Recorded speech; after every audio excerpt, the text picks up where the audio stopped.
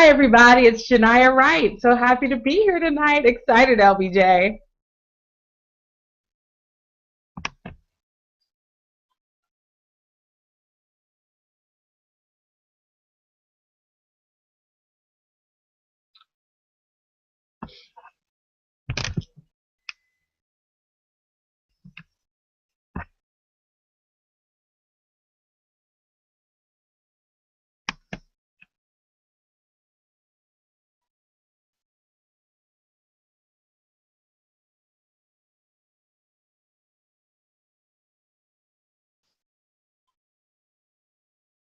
LBJ, I don't. LBJ, your screen has frozen. I don't know if I'm the weakest link. I don't know if you can. Can you? Your screen is completely frozen. Could be on my end.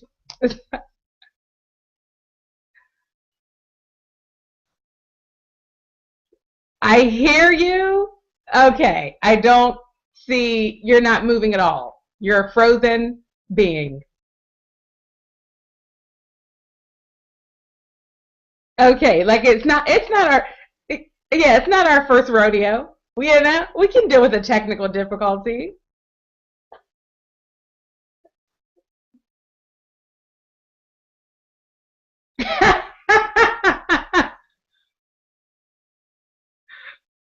Okay.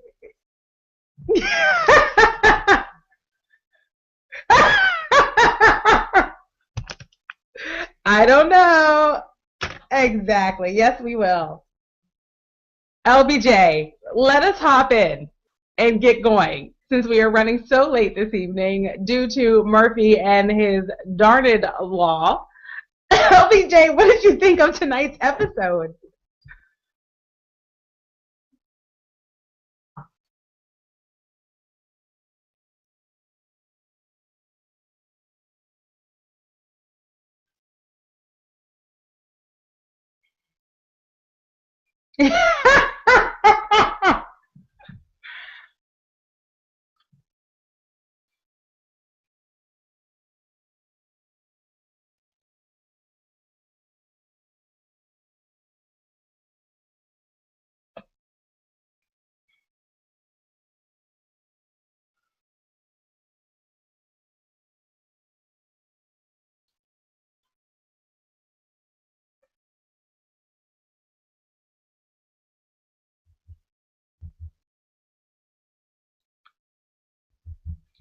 LBJ, I cannot see or hear you now. But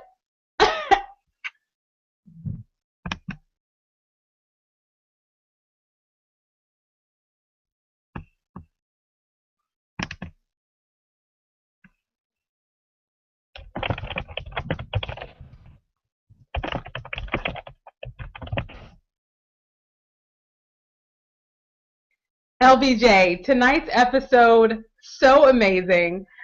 You talked about the 50 Shades of Gray, and LBJ, that is all of it.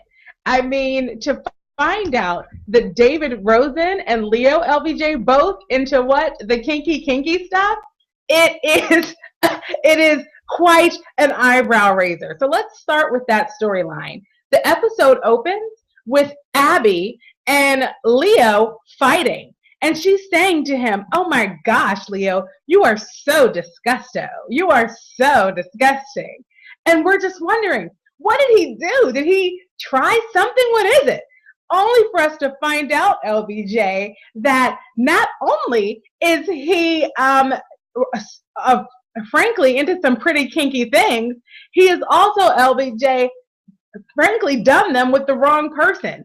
This young woman has written a book, LBJ. It is a tell all, and LBJ, she is telling it good. She has literally slept with and had kinky sex with not only David Rosen, not only Leo, LBJ, but with literally dozens of men all across Washington, D.C., LBJ. And not only, LBJ, does she document every single turret detail, she only vaguely and very minimally masked the identities of these characters. And so if this were to come out, LBJ, it absolutely would be the end of Leo's career. And that exchange between Abby and Leo, it was amazing. I mean, there Leo was trying to posture, and Abby literally checks him directly to the left. She said, you know what? I'm in charge now. And LBJ, she did take charge by doing what? Absolutely nothing. She took herself directly to Olivia and let Olivia handle it. So LBJ, that was so interesting to watch Abby act like she was literally, going to save the day when she didn't do anything, LBJ. She walked herself directly into Olivia's office. What did you think of that exchange between Abby and Leo?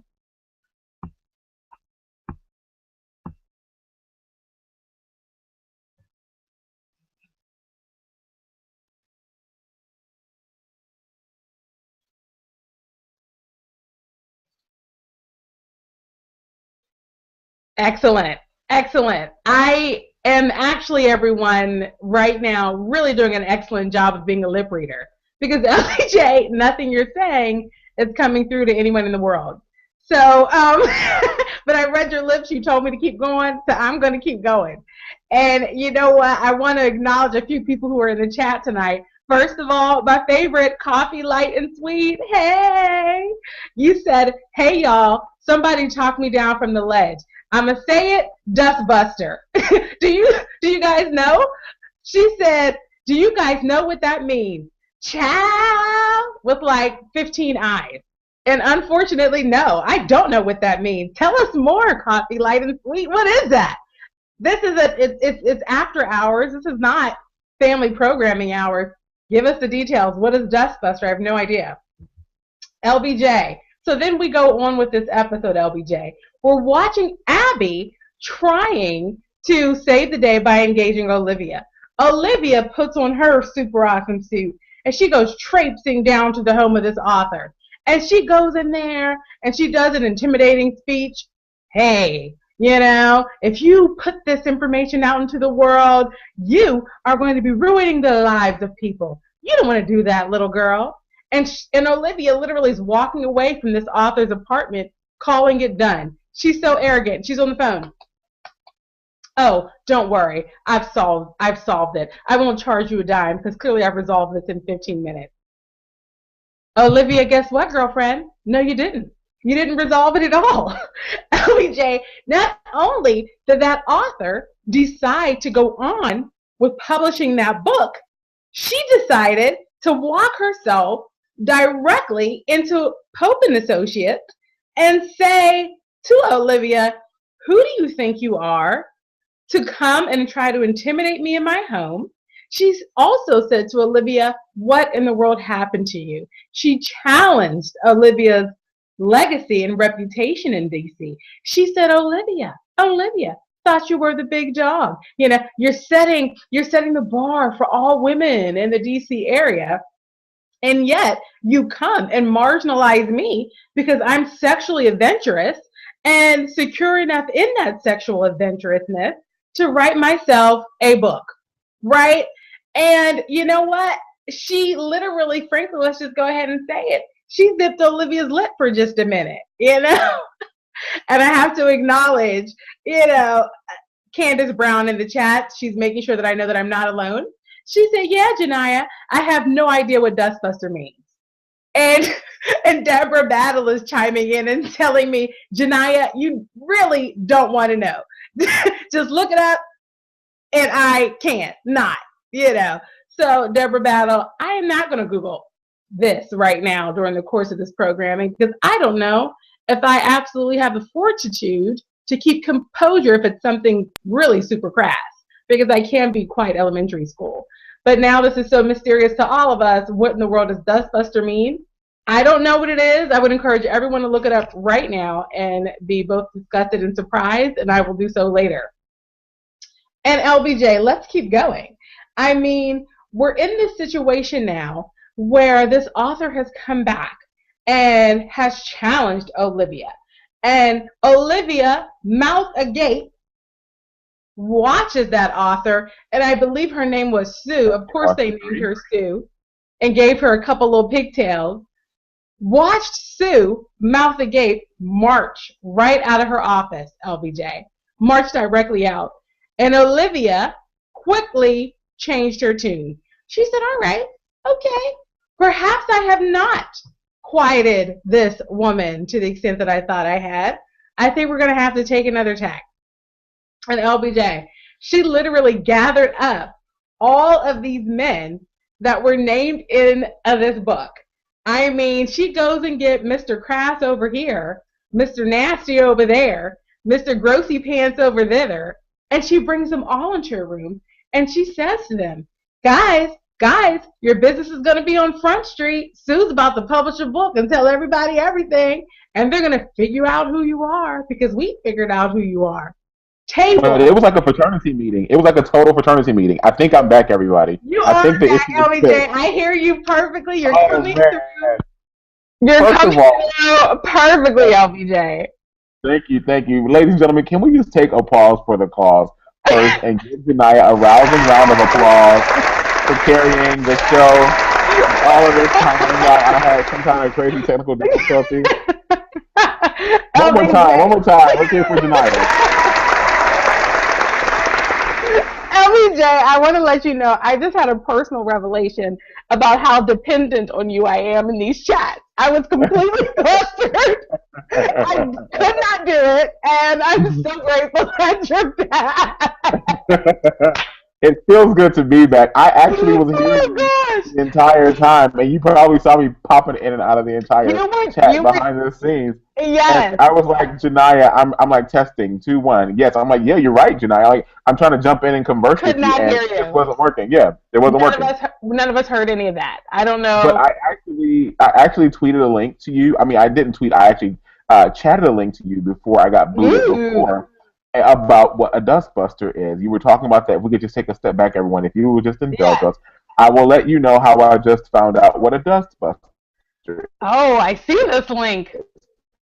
My mother, who shall remain nameless, but if you're my friend on Facebook, Twitter, the meaning of dustbuster to me and 3 of my cousins in a group chat that was going on from yesterday. She did it by accident. Yeah. LBJ, I just now read what it is. I thank you for sharing. You're not ready. And evidently, Coffee Light and Sweet was ready for it. Coffee Light and Sweet was ready for it. I'm going to read just a little bit of what it says because this is a PG-13 YouTube broadcast. A dustbuster is a sexual act in which a man assumes the bottom position of a certain number with his face directly positioned in a certain area on the woman, and then the man delivers. I'll just stop. So there's a lot of action. I think that's enough. I think that's plenty. I think you've given us a lot to think about. And there's like the passing of gas that takes place. And it goes, people, there's sampling of said flatulence. That's what a dustbuster is. If I'm wrong, Coffee Light and Sweet or anybody else in the Q&A, please let me know. I'm so glad that I'm able to converse and speak with all of you. Coffee Light and Sweet actually says, Janiyah, she says here, yeah, you really don't want to know once you know what it means. Your life will change forever. Forever.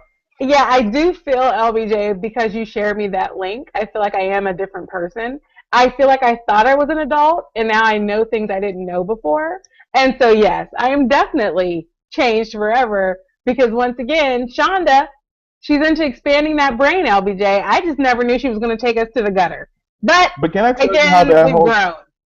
But can we talk about how this whole thing was gutter, Janiyah? Like, I was so like taken aback with what's her name? With the character Suzanne Thomas, who they end up calling Sue. Did you look at the nicknames that she had for these men? I mean, she called them Motorhead, Flapjack, Agent Orange, Joystick, Fit and Fit, Thruster. Then there's one called The Gulch. Then there's Rough Rider. There's Spanky, Carpetbagger, Dustbuster, and the doctor, who we found out to be David Rosen. That's some wild stuff right there. Yeah, it is.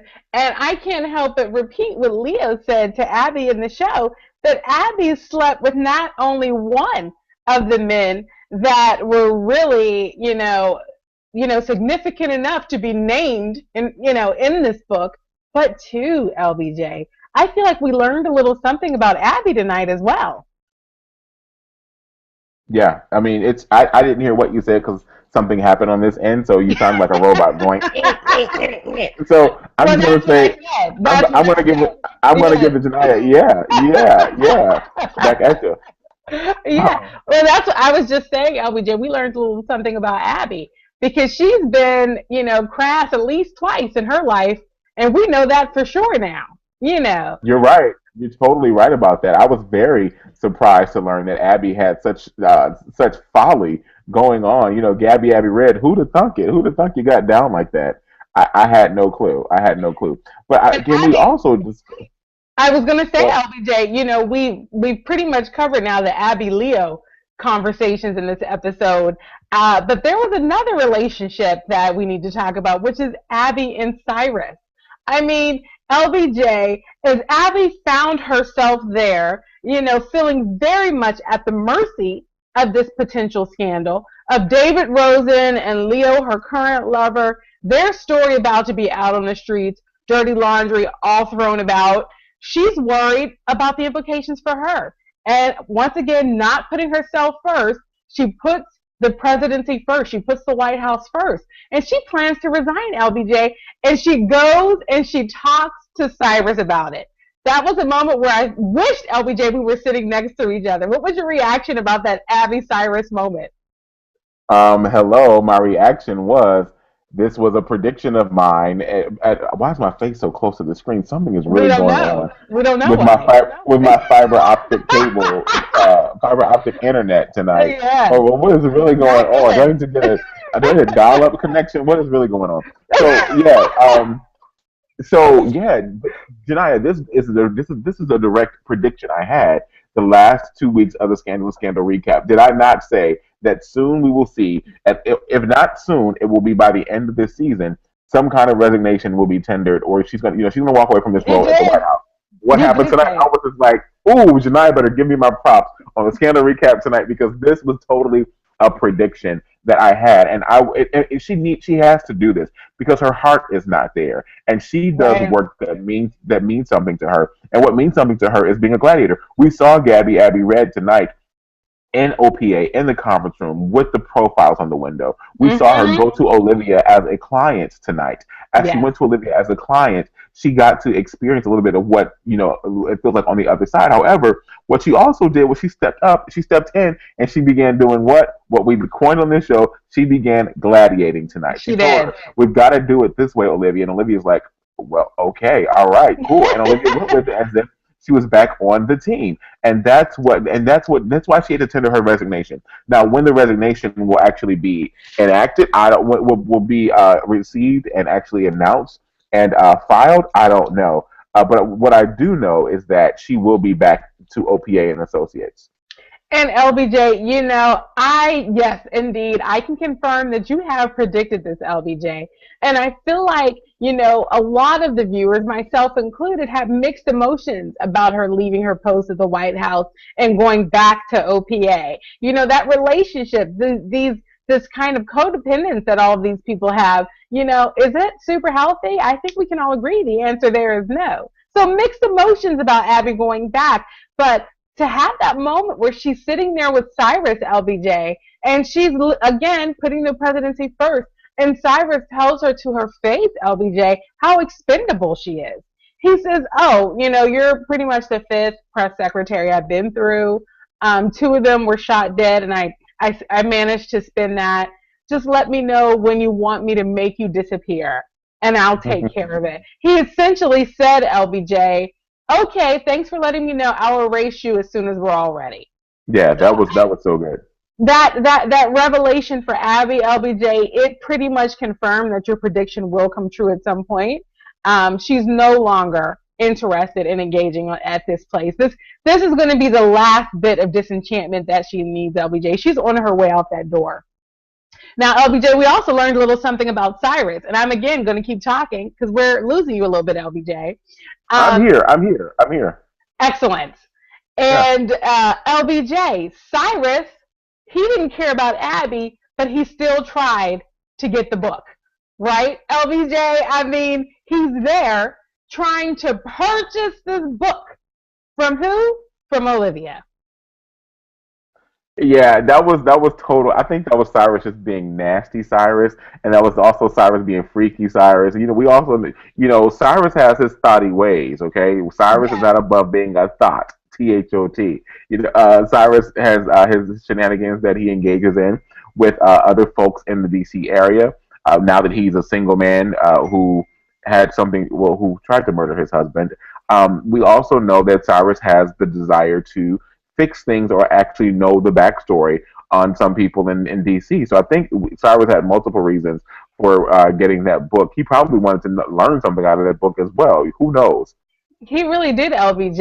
And you know what? It was a learning moment for all of us at the end there. Olivia, she judged him so greatly, LBJ, for wanting that book to do what? Keep it in his arsenal so that he could leverage it later. And LBJ, at the end of the day, that book was not destroyed. Guess who kept it? It wasn't Cyrus. It was Olivia. She kept that book, Yeah, LBJ. So as much she as did. she wants to be the white hat, as much as she wants to judge Cyrus and his selfishness and his single-mindedness, LBJ, she's cut from literally the exact same cloth.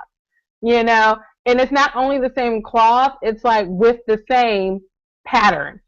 But Same pattern. I feel like we saw like an awakening with Olivia Pope this episode. We saw Sue checked Olivia and kind of like gave her life back. She's like, wait a second, we've got like you're one of the baddest women in Washington D.C. What happened to you? What are you doing? What's been going on with you? You're not the Olivia Pope I thought you would be. She said, of all the hot, powerful women in D.C., she's like, we don't have that many. She said, we've got Ruth Ginsburg and we've got Olivia Pope, and this is what you are. What happened to you being alive? What happened to you liking the woman inside of me roaring and taking over this thing and using what I got to get where I need to go and owning my body and doing what I want to do with it to get where I'm trying to go? What happened to that kind of Olivia Pope? And I think that we're seeing a phoenix moment in Yes. Olivia Pope Yes. in this episode. And you probably said this before in the recap when I was trying to get my technical difficulties together. But I think that it was important for us to see.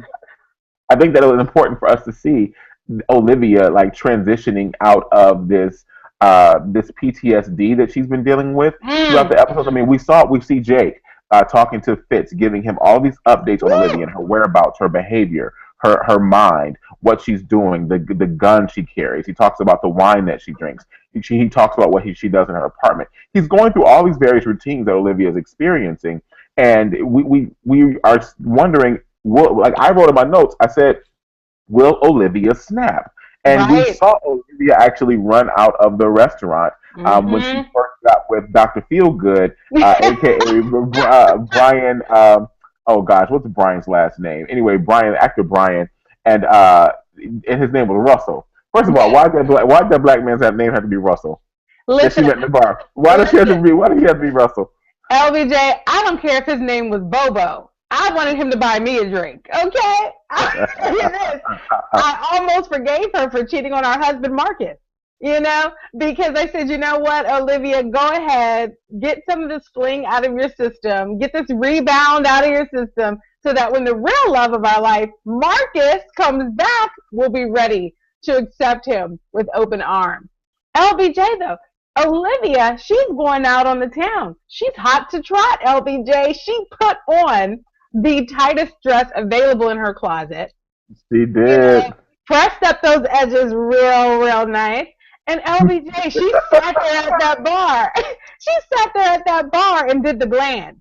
And we all know about the gland. I'm letting you into one of our little woman secrets at this point. We practice it. We've been doing it since middle school. Okay. I can't reveal it for you here because I don't want it recorded right now. Because LBJ, you know what? That would be me giving a tell all. Okay. But LBJ, she's there. She's giving the glance, and LBJ, he came right over, boop, like that. And I know she was thinking, yep, still got it. And Olivia, you definitely do. LBJ, what was she about to get into?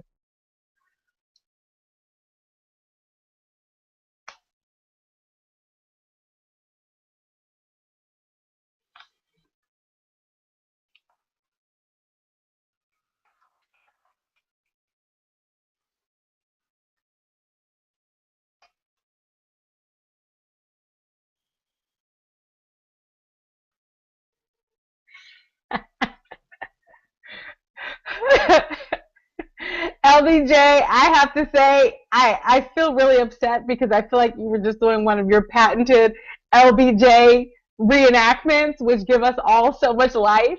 And we saw it, LBJ, and it was so good to us, but we couldn't hear it. But LBJ, what I feel like you were just doing was reenacting exactly what happened right there at that bar. I'm going to go ahead and put the soundtrack to what was happening right now, which was you saying, hey, look how coy I am, sitting here with my drink and just really luring you over with my glance. And then the guy saying, yeah, I'm lured over here with that glance because that glance gave me a guarantee of something, and I'd certainly be happy to purchase you a drink and cash in on that guarantee. I feel like that's what you were just covering, LBJ, so I've given you now that soundtrack, and then maybe we can dub them together, your video and then my audio at a later point. But LBJ, Olivia, out there once again, trying, LBJ, to take herself directly on what we call, where I'm from, the host role. That's right. It's called the host role. When you go walking out there, traipsing out into the street, hoping to score, you're not out to make a genuine life connection. No. You're out to really get some specific things accomplished, and Olivia went right out there, LBJ, to get those things accomplished. Now, she didn't get to fulfill it on her first go-around, LBJ, because yes, she had a PTSD moment just leaning over the sink. And you know what? We forgive her for that, LBJ, but that didn't stop her. She came out a second time and she said, oh, I know what I'm going to do. And she was ready the second time out, LBJ. And she definitely got it done. So to your point, total reawakening for Olivia in this episode. You know who else was really surprising in this episode, LBJ? It was Fitz and Jake. You touched on it a little bit. You touched on the fact that Fitz and Jake were, really acting like best buds. You know what, LBJ? That was pretty surprising to me. I mean, they're sitting there drinking scotch, and monitoring Olivia together. And one thing that struck me, in watching the two of them interact is that even when she is not talking to them, even when she is not engaging with them, LBJ, she is still their life force. They're still so dependent on her for focus. And it's really quite surprising, And I will tell you, I have to pause here and go back. And really, I thank you, D. Hill. D. Hill in the chat said, I am with you, Janiyah, about Dr. Feelgood. Marcus Walker is Mr. Janiyah Wright. Mr. Janiyah Wright Walker. And he definitely is. We haven't made that connection yet, but I am expecting, Marcus to really come through at any given point. When I see him, not only will he get the glance, but some of that good soundtrack, Dr. Feelgood, that might actually begin to play. But here we have LBJ, Fitz, and Jake, once again, so focused on Olivia to give him purpose. So it was just so interesting, LBJ, to watch that dynamic play out. If it had not been for their focus on Olivia, we wouldn't have talked about them this episode too much because there really wasn't a storyline for the two of them. The one thing that is noteworthy, and I hope we can talk about it more when you make your way back into the chat, and that is Fitz's platform. And I'm interested to see what people in the chat think about this. They slipped it in there and they didn't talk about it really long, but they definitely talked about the fact that Fitz is right now really working hard on an agenda for police cameras. He said that this is a piece of legislation that he is going to make happen. And he's doing it as a result of that prior episode, that experience of watching a father watch his son be killed, LBJ. And Fitz was changed by that. But it was also Shonda continuing, as we've talked about, to use her platform to elevate discussion. I mean, tonight's episode was about the drama of the characters, but she still made us think, LBJ. She still reminded us that, this story is taking place in Washington, D.C. We hear you, LBJ. What is going on tonight? The Google gods must not like me. This is not fair. This is not right. And you're just LBJing and talking the whole way through. Another round of applause for tonight, everybody. Another round of applause. I don't know what's going on. I'm about to lose it over here, but I'm going to hold on to it. I'm sorry. You're right. Hold on to it, LBJ. I was just starting to talk about the fact that, Shonda, once again, using her platform, she put that little nugget out there, LBJ, about the police cameras. Did you catch that? I did. I wrote the social commentary with the body cameras. We had that tonight, and we also dealt with. Oh, there was one other thing we dealt with tonight, and it was regarding. I'm going to tell you what it was regarding. It was another issue that they brought up. Allow me to acclimate myself, everybody, to everything. I just had to reboot and start all the way over. But we learned about. There was one other thing. Oh my gosh. Well, I'm not sure, LBJ. Gosh, yeah. But anyway, I'm just glad that Shonda is being very intentional about everything that she's presenting to the audience. And sorry for the dead air, folks. She's being very intentional about what she's presenting to the audience. I know what it was. It was the commentary. It was the monologue that Gabby Abby Red had shared with Gabby Abby Red shared with Leo in the bedroom when she was telling why she had to tender her resignation and what she had to go through. And it was really it was a monologue that really that kind of paralleled the disparity of treatment with women in America, whether it's corporate America, whether it's social, in various levels of America. And she just kind of had to give him a reality check. Even this man, as a fixer, needed to have a reality check of what it means to be a woman in America today, really in the world today. So those are two of the social commentary issues I thought was awesome that Shonda brought forth. LBJ, I want to thank you so much. And I want to tell you right now, whatever is happening with this IT problem, I wanted to stop immediately because, LBJ, how could we almost forget to talk about the fact that Shonda brought up the big S today, which is sexism, right? Yes. And the fact that at the end of the day, a woman's identity is much more fragile than a man's identity. And that literally exists in every single part of our lives. And it was so amazing to me that came up in the episode tonight, because I was actually just literally last night talking with my brother about, just that dynamic of being a solitary woman in a professional situation where you're surrounded by men. And, there could be a moment where you're marginalized, and innocently enough, right? A man, in my experience, most recently a board member, right? A man not intending to offend, not best of intentions, LBJ, but you know what? Accidentally making a comment inappropriate. Wow. And so, but it's one of these things. It's a part of life, and we're dealing with it. And I thank Shonda for once again, raising it up for discussion. Bravo to Shonda. She uses that platform, LBJ. She does. She uses that platform, and what she also does is she utilizes music so well in this show. So well. You can't go out without talking about the Scandal Jam session. Please tell me you didn't talk about the Scandal Jam session yet. LBJ, I would never talk about the Scandal Jam session without you. It was so awesome, the Scandal Jam session tonight, because we had 3 opportunities to jam in the show, folks. The first one was the song by Kim Wilde, Shame!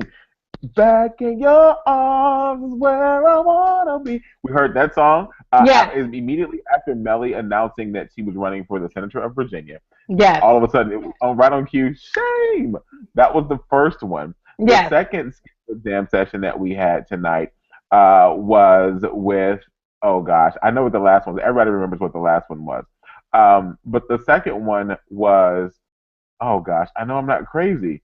LBJ, I can't remember. Was it a Marvin Gaye song? What was it? Yes, it was Sexual Healing. Yes, thank you. Ah, look at you, tapped in. Yes, I tweeted it, but it was Sexual Healing. Yeah. And the third one was what we called with Brian White. Thank you, Candace, for helping me with that one. That was Dr. Feelgood by Aretha Franklin, which was so apropos for that scene. Did you already shout out D Hill, who just couldn't take Olivia in the leather dress. Did you read that one already? No, please do, LBJ. Oh my gosh, D Hill, child Olivia in that leather dress, and Huck being Huck.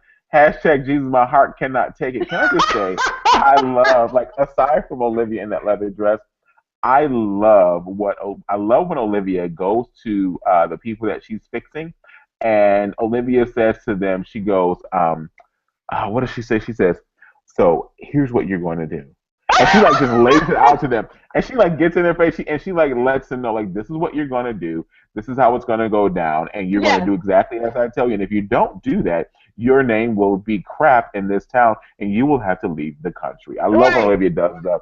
So here's what you're going to do. Yes. What she's going to fix. I love that. Yes, and LBJ, usually it is pretty intimidating to people.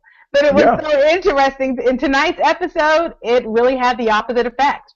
That young lady was not at all intimidated. In fact, it really became the source of her rebuttal for Liv. It really became, frankly, pie on your face, Olivia, because in all of your posturing at me, you've actually lost some posture. So anyway, I love when Olivia takes that stance. And I think, LBJ, it's only been a very few moments where it didn't resonate, but tonight was one. Absolutely, LBJ, but that's a perfect segue to another relationship, that, again, Olivia, you're losing some of your fizzle, some of your sizzle. Huck. In tonight's episode, I mean, it's solidified now, LBJ. Huck is choosing his wife over Olivia. LBJ, what did you think of this entire storyline with Huck tonight? I think Huck is totally deserving and worthy of everything that he is feeling right now as it relates to getting his wife back and his son, his family. Huck has been in the hole, and Huck is back, and Huck does not want to go back to the hole, nor does Huck want to go into federal prisons because of anything that he might have been involved in that's recorded in the now public documents of B613. I thought it was totally honorable for Huck to go back to his family when he said, "No, I'm going to be with my family," after he signed his immunity papers. Which, by the way, according to David Rosen, there is no immunity for Kink, and Huck is Kink. But I thought that Huck also allowed that person inside of him that Quinn told him not to allow to really keep hidden and to keep asleep. To come back, and when he slit Suzanne's throat. Now we knew that twice. Yeah, we knew she had to go. I didn't think she was gonna go down that way. Like Candace and I both were sitting here like she's gonna go. He's got to take her out because there's no way. Like if she did not die this episode, she was gonna have to come back in another episode and be taken down because there's no way that could be made public. Because if David Rosen was brought out, if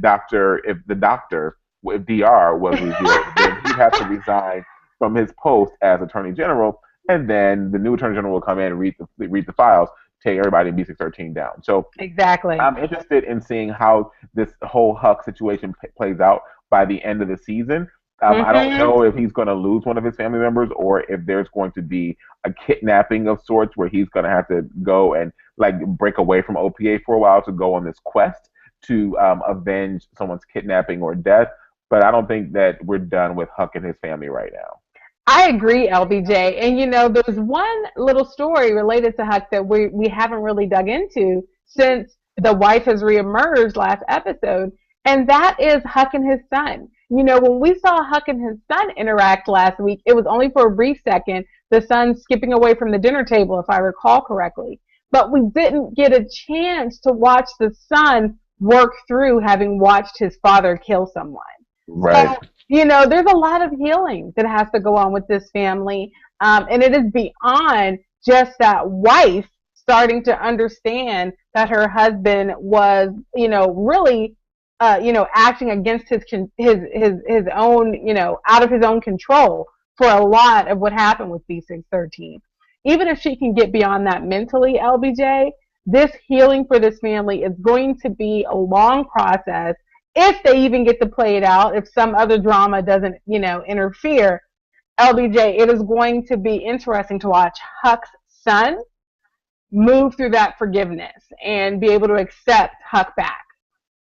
I love, LBJ, that you highlighted that not only, though, did Huck forsake Olivia for his family. He tonight, frankly, Quinn, you're right. He went exactly against what she asked him to do. And he killed that woman, LBJ. He killed her good. He did. He did. It was just, and he killed her in one fell swoop. Yeah, it was Yeah, just he like did. slash, and then it was like slash, and she was gone. She's like, and she like croaked right Yeah. there on the floor, Oh, and blood all over his face and everything. Quinn is like, "What are you doing? What are you doing?" By the way, as an aside, we do have to take a moment and honor my girl Quinn. You no, we have to don't. give her props. You do. You have I to do give her not. props, Janaya, and everyone else watching who is not a fan of Quinn. You have to give her props when in the way that she handled Olivia at the table in the office, Wow. where she had to bring her back into perspective and say, no, no, no, no, no. You're not doing this for Sue, Olivia. You're not Mm, getting justice for Sue. First of all, there's two things she did. The first thing was bring Olivia back to the reality that Olivia was working for Gabby Abby Red. That's who she mm, was working for. She also had to let her know upon the death of Sue that she could not try to seek justice for her death because it would involve it would be at the cost of losing someone in the family. And she right. reminded her, she said, Gabby will be affected by this, and the family will be affected. And she was, Mm, in so many words, telling her Huck killed Sue. She did not yeah. say Huck killed Sue. She never spilled the beans. She never divulged that information directly. But Olivia, having raised this child in Olivia Pope and Associates, she's working. She's becoming Olivia, and Mm. she shared with her. She shared with her a cryptic message like, "Look, our family member did this, and we've got to keep it quiet." So hats off to Quinn. I don't care what any of you say. And LBJ, I have to tell you, I didn't, and no one agrees with you in the universe. But anyway, I have to say, they don't. But LBJ, I have to say, I didn't catch that Liv picked up on Quinn knowing who killed Sue. I Yo, kind of, yeah, she did. I felt like Olivia definitely, was absolutely reminded that part of the one of the people who would be a victim of this entire thing was Gabby, and I knew that resonated. But LBJ, I had completely missed that other piece. What the other piece that the Jackie O 2006 agrees with me when she says shout out to Quinn for reminding Liv that Abby was her client and what happened to Sue was sad, but you have to Mm. protect your client and family. Yeah, that's the other piece that somebody agrees with me tonight about Quinn. Thank you to Jackie O 2006. And I feel like Jackie and I have had such a great relationship to this point. But, I think we can rebuild. I think we can rebuild Jackie O 2006. But Oh, all kidding aside, yes, Quinn did say exactly what Olivia needed to hear tonight. And, at the end of the day, of all of the characters that we see, Quinn really is the only one who isn't distracted right now. Huck is fighting for his freedom and fighting for his family. Abby, she's sitting there with Mr. Dustbuster himself. That's very distracting, I'm sure. And then yes. Olivia dealing with her post traumatic stress disorder, having flashbacks, everywhere in the bathroom. Um, LBJ, Quinn probably is the only one that has her head in the game right now. She is, and she's worthy of all praise due to Quinn for her sacrifices for OPA and the clients therein. Thank you, Coffee Light and Sweet, for helping us out. There was actually a fourth jam session tonight in the show, and it was Whip It. Yes, Whip It was Oh, Let It I Whip is missed the name of the that. song. Yeah, the name of the song is called Let It Whip. I tweeted that one out too, so there were four. There was Let It Whip. No, first was Shame. Then it went Yes. to Let It Whip. Then there was Sexual Healing. Then there was Dr. Feelgood. And Let It Whip is by a group called, correct me if I'm wrong, everyone, but the group is called Daz Band. Mm. DAZZBAND. Daz Band. Mhm. Okay, I missed that one, LBJ. I hate when I miss them. I need to go back and watch it so I can have that moment. Yeah, I mean, it's something really. I think that it is the perfect. Like she picks the perfect She does. underscores for these scenes. Dan Blakemore. I think. Hey, Dan. I think that Shonda and Co Hey, know just Dan. how far they can push us with the Scandal Jam session. You're It's totally true. right, Dan. It's The so true. music plays a huge role in this show, as well as the costuming play a role in the show. If you all noticed, we did again tonight. We didn't see Olivia Pope in the white coat. One of our friends Right. last week, I think it was Deborah Battle. Deborah Battle brought up last week that she brought up the costuming of the show, and we saw Olivia in that little black and white speckled coat. Like she's great. She's in the transition period right now. She Yes. doesn't know if she wants to be black or white. She's like right there in the Mm-hmm. middle. So it remains to be seen what's going to come of Olivia. LBJ, it's so funny you're bringing up her costume because that is one question that I have for you and for everybody in the chat. When Olivia was there toward the end of the episode, deciding to keep the manuscript for the book and putting it in the safe, she looked over to the left of the safe, LBJ, and there was a hat there, and it was a white hat. And LBJ, Yep. for the life of me, I can't remember the origins of that. Whose hat is that? I don't know whose hat that belongs to. Then I thought, well, maybe that's maybe there's a gun under that hat. I'm like, what is the significance of that thing in that hat? Because remember, we don't. Nothing is just for show. On Right. Scandal, everything is shown and said for a reason. And I Wow. cannot, for the life of me, remember who that hat belongs to. Did we see her in like a Carmen San Diego look at any point during the show, or did that hat belong to another woman in the show? I don't know. I don't know who that I hat don't know. belongs I am to. hoping that one of the detectives, because I feel like there are nuggets that we get in the chat, and I'm hoping someone knows the origin of this hat because LBJ, we've learned this term white hat and we accept it, as the metaphor that it is. But LBJ, this was an actual white hat. And so learning that there could be a specific story about a specific white hat, I hope it's something I didn't miss if I missed it. But interested if anybody can remember what that story is or behind that hat. And Yeah, LB, I'm not. I'm sorry, go It's ahead. a yeah. For as up to this point, it's been a proverbial thing with the whole white hat. Like we don't know what the hat will bring as it relates to. Well, we don't know. We know the proverbial. We know the proverbial meaning for the white hat. However, I don't know what we will learn about this white hat that's like randomly on the top of her refrigerator or cabinet next to her alarm key panel in her home. Maybe that hat belonged to her mother. The hat Oh, because it looks a little dated, so maybe it belonged to her mother. Maybe it belonged to her father. I don't know. I don't. I think that there is a connection with Olivia's life to mm, that hat. I don't know. D Hill is saying white wow. hat and white gloves. There were white gloves next to Ooh, the hat. I did not see the white gloves. We missed the white gloves. I need to go oh, back and watch the episode. So yes. there were white hat and white gloves. Who knows? Who Oh knows? gosh. What I'm also interested with Olivia while we're talking about her is what's going to come of this new Olivia. If you noticed, she felt something as well. And we talked about this, Janai. You brought this up. Mhm. And one of the other gladiators watching brought something up about Olivia needing someone. And you were hoping that Mhm. Olivia would cling to not Rose, but Marla Gibbs' character. Well, it was Rose. It Cling was to rough. Rose as a mother figure in her life. And did you notice what happened when Olivia embraced Sue tonight? Mm. There was something that she felt. She had that Iyana moment. You know how Iyana touches you in your heart and says, I need this right here, I need that. And she needs your heart. Olivia had a moment where she totally felt a connection and wanted more, and we saw that by the end by her saying, I don't know what, she said, I'm over this, I'm moving forward, I'm progressing. Right. I don't care about Fitz, I don't care about Jake, I don't care about this White House. Like you can take it and shove it. I'm moving on. So I don't know. Olivia is turning into something that her parents would despise at this point, if you ask me. I think you're right, LBJ. And I want to do a quick shout out to Coffee Light and Sweet in the chat. She said that David gave Olivia a white hat with a big brim as a gift when they were friends. So it may not be this specific hat, but we have seen a white hat before. I think we need to think this through a little more, LBJ. Whose hat could that be?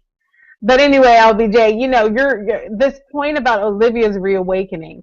There's no way that she is going to get to that full clarity, LBJ, unless she gets some help. She absolutely she can't recover on her own. But LBJ, and it's another, it really truly is, LBJ, another social commentary point that Shonda's raising. You know, Olivia has experienced a trauma for what? It was 2 weeks she was in the darkness of being kidnapped. LBJ, imagine a person who has been to war and been, you know, away in some awful situation for multiple months at a time. Mm-hmm. Our hearts are aching watching Olivia have these flashbacks and, you know, not be able to control her emotions, not be able to keep her mind from drifting to these dark spaces. Imagine, LBJ, these people that have experienced these traumas for these extended periods of time. You know, she's making a comment as well, LBJ, about the fact that we have some people in this country who are veterans who are coping. And we all need to do what we can, LBJ, to be a support there. So that's just another social commentary point from Shonda, you know, our hero. That was like a takeaway, Janiyah. That was like a takeaway. You were like segueing your way into a takeaway. Yeah, that was good. Thank you. And actually, I didn't have a takeaway, so let's use that one. Done. One and done. One and done. I didn't make one. So. Well, you think as many technical difficulties I had on this end, I'll probably be able to come up with 6 takeaways at this point. But I'm still trying to figure out why my head is appearing so close and so big on the screen when I'm way far away from my computer monitor, like webcam at the top of the screen. This is an epic fail for me tonight, everybody. But thank you for hanging on and not dwelling with us. Let's wrap this up and hanging with us tonight. So here's the thing. Here's my takeaway tonight. My takeaway. Yes, let's wrap it up. My takeaway is this. My takeaway is do not operate out of a place of fear in whatever you're doing in life. And this was seen for me. I observed this while watching Sue storm into Olivia Pope's office after Olivia made after Olivia kind of came to her and was like, look, I want to fix this. You're not going to do this. You're going to do all of this, and you're going to be fine. And Sue came in like, wait a second, I'm going to own this. And she put fear in Olivia. And Olivia called this meeting of the frat brothers and at the conference table of Olivia Pope and Associates and was trying to figure out how each one of these men could come up and pay $3 million for this girl not to publish his book. Olivia Pope was operating out of fear. It wasn't until she had the revelation of really reactualizing the power that she had in her, and really within her might as well as within her mind, that she could go above and beyond what she knew that she was able to do for that time and that space in her life. Olivia Pope knows that she was capable of not operating in fear. She knows that. She's Olivia Pope. She's been doing this for years. However, because of where she's been right now, because of currently like where her mind is, it was a little difficult for her to see that. So make sure as you go through daily life, you put things in perspective and not operate out of a place of fear because you might be giving power to someone else in your life that does not deserve any kind of space in your mind, in your emotion, in your psyche, any of that kind of stuff. Just eliminate the fear as you operate and make decisions in life. That's my takeaway. Bow. LBJ, and I'm happy you gave us that little bow at the end there because that was exactly like my reading Rainbow. Yeah. Remember that? And it also reminds me of The More You Know. Yeah. LBJ, we needed that at the end there because you really just gave us a nugget. And you're so right. You're so right. I mean, when you are afraid, you're not choosing you. You're not choosing the future. You're not choosing your goals. You are literally focused in the wrong space. I thank you for that nugget, LBJ. Once again, you've taken us to the next level. Any predictions for the next episode tonight? We know we're going to see a wedding. LBJ, so frankly, again, Shonda right now, you can tell the season is marching toward the end because she is taking all of these storylines that, you know, that kind of got pushed to the background, and she's wrapping them up. She's tying those loose ends, LBJ. So here we have Mr. Hostro himself, the original Dustbuster, you know, out here. You know, we haven't had any conversation about Cyrus and what's going on in his home as he pretends to be lovingly engaged to this man. So I'm looking forward, LBJ, to finding out what has been happening with Cyrus, what's been happening with Mr. Business School. I'm also looking forward, LBJ, to this to watching this alliance, this new alliance between Mellie and DeGeneres. Lizzie Bear DeGeneres pan out. Yes. Yes. Lizzie Bear tonight, she marched herself directly into Mellie's office and said, "I'm going to be your campaign manager." Why? Because I'm extremely cutthroat, and that's what you need. So LBJ, there's going to be something juicy related to that relationship as well. What are you looking forward to for next week? I'm looking forward to Janiyah. I'm totally looking forward to the opportunity to see the wedding, see what will come of the wedding planning, see the diva meltdown that Cyrus is bound to have. He even said something in the preview like, "Get your toe out of my house and get your toe out of my bed," or something. And I was like, "Really, Cyrus? Really, Mister? Keep the DC version of 50 Shades of Grey, the manuscript? Like, really, Cyrus? You're saying that right now?" But I think we're gonna see this big diva meltdown. Will we actually see them at the altar? Will we see them take their vows? I don't think so. I don't think that Cyrus is ready to be married yet. I think that something will happen and they will not jump the broom. What would be awesome though is what would be awesome though is if they did actually jump the broom on the show. That would be hilarious to me. That would be so hilarious. I think that Gabby Abbey Red's resignation is going to be probably tendered upon under distress. Under duress. What they're going to do is really put her. There's going to be a situation that's going to happen where she's going to have to step away because there's going to be something that's way too big, and it's going to be this big fix where Olivia's going to have to come in and fix everything, and then that is going to be how Olivia and Fitz, boom, clash again. It's bound to happen. They've got to come back together as much as I don't want to see it. And I also think that there's going to be some little subtlety that we're going to see that says Daddy's back in town, Daddy's around, everybody get ready because all hell is about to break loose. LBJ, I hope you're right. I would love to see Papa Pope again. I'm ready for it.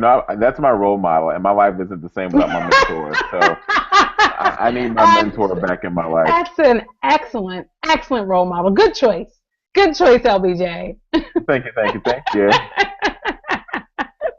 LBJ, we have to do a little round robin because there's so much good commentary in this. It's so good. Q&A, and I, couldn't get through all of it, because again, I was so overwhelmed. I did when you were. No, you totally held it down. You totally held it down. Everything that I was able to hear while I was on the air, but behind the scenes, you totally held it down, and you were talking and saying my name, and I totally wanted to talk back to you. I was just like, "Oh my gosh, this is the worst." I think you all probably even heard me say testing on the air. That was totally unprofessional. I do apologize for that. Please. But we are in the round robin, so let's talk about the round robin. Let's get a couple. We haven't seen you in a while, Coffee Light and Sweet, so we're so glad you're back. Abby needs to cash in on her golden ticket with Cyrus. She still knows that Cy put out the kill order on Liz, and she doesn't know. Knowledge is power with Cyrus. Abby, use it, and that's probably what's going to make Gabby Abbey Red walk away. That's going to be the situation. That's going to probably. Thank you, Coffee Light and Sweet. See, look at that. She tapped into the spirit realm. Oh, I love it. What's going to happen? Yes, that's what's going to happen. Yeah. That's why. Abby's going to bust Cyrus's dust. I want to now keep using Dustbuster in the wrong way. I want to just use it in all sorts of ways now. So, I think you can use it if you have any kind of flatulence. You say, "Ooh, I just busted dust." I think that's good. LBJ, D. Hill said that hat is the hat that Dave gave to Liv at the end of season 2. Thank you, D. Hill. I was like, I knew I missed something because that hat had to have a story. It came from David Rosen. And let me just say, there's a significance there because when we were tonight having that revelation, Quinn checking Olivia to kind of say, don't forget, you're protecting the family here. You're protecting Gabby. She was also protecting David Rosen, who has always been an unofficial gladiator. Absolutely. And you're right. That whole thing, I'm looking forward to seeing what's going to happen with it. And I actually want to go back now and pull out the DVD set and watch the last episode of season 2. Thank you so much, D Hill. D Hill, you brought up something. You also brought something up that I love, and that's a lip quiver. What about the Huck? But here, D Hill says, what about the Huck chin quiver and then Sue's lip quiver? I'm telling you, it's the subtleties that they catch on camera that I love about this show. Yeah. And thank you, D Hill, for catching a chin quiver, a chin quiver from Huck and a lip quiver from Sue. Thank you, D Hill. Oh, I love it. And we have to get another comment in from Coffee Light and Sweet because she raised something. She said, here's something funny. I've wanted Liv to have an attractive, available dating partner for a long while. It happened tonight, but it felt empty. I should be cheering, but yet, ... You know, your thoughts. It's so true, LBJ. It's like we want something more for her, but I don't think we want it to be casual. Frankly, now that I think about it, I think we want it to be Marcus. Hello, Shonda. Let's get on it. Bring him back. Hashtag bring Marcus back. That's all I'm going to say. Oh, wait. While you're talking about bringing Marcus back and everything, Dan Blakemore says, we're going to put the Marcus on pause for a moment because Dan Blakemore has to say, it says that he sides with me on the acknowledgement of Quinn. Hashtag Thank you very much, Dan Blakemore. Thank you very much. But can we go back to our regularly scheduled programming about Janiyah and her boo? And Janiyah, the people are loving. People are loving the fact that you are trying to make your boo, Marcus Walker. And he's got to come back. He has to come back, LBJ. He's so good. There are so many comments here about you, Janiyah. And there was one someone made, and they said they just love the way that you, here it is right here. Dan Blakemore, once again, Dan says Janiyah is serious about her Marcus plan to live life. But are Shonda and company on board? Dan, regardless if Shonda and company is on board, Janiyah is on board. And if Olivia doesn't want Marcus, Janiyah is taking Marcus, okay? I really am. Or I'm going to have to, quit my job and get a summer internship at ABC and sneak the script into this stack of upcoming programming. Because, LBJ, this storyline just makes sense. It does. I agree. And LBJ, I got to call out one more Dan Blakemore comment in the chat. It had to be said, the dress Olivia wore when she went to the bar, ready to give her glance, that freakum dress. Had to be said. Come sit on Mama's lap. Exactly.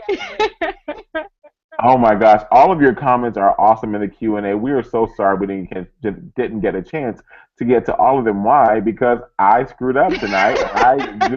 I just took the show in a whole different direction. But these comments actually will be here if you go back and watch the recap, like I'm going to do when we get off. Me too. Me too. And tonight, I have enjoyed hanging out with you tonight. Thank you so much for holding everything down. Any final thoughts before we leave tonight? LBJ, I'm just excited for next week. You know, I'm looking forward to finding out what happens with Cyrus, finding out what happens with Olivia and Marcus, you know, finding out what happens with Huck and his family. So LBJ, I'm looking forward to next week. Awesome. I'm looking forward to next week as well. Make sure if you guys are looking for something to do, if you're looking to meet who you tweet, if you're looking to engage with folks online that watch Scandal and House of Cards and all those other fun shows. Empire, absolutely, yes. There's an event going on in Washington, D.C., and it's called, it's a Gladiators Unite coupled with a couple other events. Anyway, you can go to gladiatorsunite.com for more information. It's taking place in August, and it's an awesome event that you should check out. We hope to see you there and other folks online. Thank you all so much for watching tonight. Again, send Janiyah a tweet at her Twitter account, the Janiyah Wright, and send her love for holding down the Scandalous Scandal recap tonight. I'm Larry, and this is Janiyah. We will see you guys next week. Have a good night. Bye-bye.